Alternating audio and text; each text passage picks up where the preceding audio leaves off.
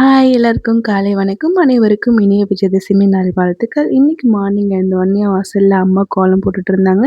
நானும் இஷான் குட்டியும் அப்படியே வாக்கிங் போயிட்டு வந்தாச்சு. சன்லைட்ல சன் பாத் எல்லாம் எடுத்துட்டு வந்தாச்சு. இன்னைக்கு மார்னிங் பிரேக்ஃபாஸ்ட்டுக்கு இஷான் குட்டிக்கு கேரட் பொரியல் தான் ரெடி பண்ணிட்டு இருக்கேன். கேரட் பொரியல் வந்து அவர் ஃபுல்லாலாம் சாப்பிட மாட்டாரு. ஒரு பாதி தான் சாப்பிடுவாரு. அண்ட் ஆப்பிள் வந்து ஃபுல்லா சாப்பிட்டுக்குவாரு. ஆப்பிள் அவருக்கு நல்லாவே பிடிக்குது. இனிமே தான் ஒன்னொன்னா குடுக்கணும்னு நான் ஸ்டார்ட் பண்ணணும்னு நினச்சிட்டு இருக்கேன். அதுக்கப்புறம் இன்னைக்கு வீக்லி 1 டைம் தாங்க தலைக்கே குளிக்க முடியுது. அட்லீஸ்ட் வாரத்துல 2 டைமாவது தலை குளிக்கலாம்னு நினைக்கிறேன். ஆனா குளிக்க முடியல.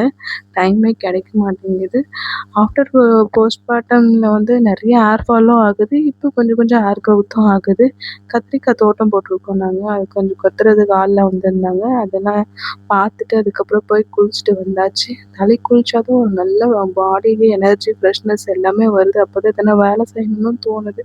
இல்லைன்னா ஒரு மாரி சோம்பேறியாவே படுத்துட்டே தான் இருப்பேன் நானு. அதுக்கப்புறம் ஈஷான் குட்டியும் போய் குளிக்க வச்சு நல்லா ஃபீட் குடுத்து தூங்க வச்சாச்சு.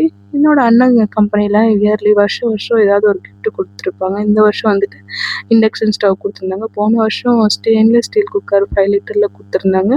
ப்ளஸ் ரைஸ் குக்கரும் குடுத்துருந்தாங்க. அதுக்கப்புறம் இண்டக்ஷன் பூஜைலாம் போட்டு காஃபி போட்டு குடிச்சாச்சு. பாய்.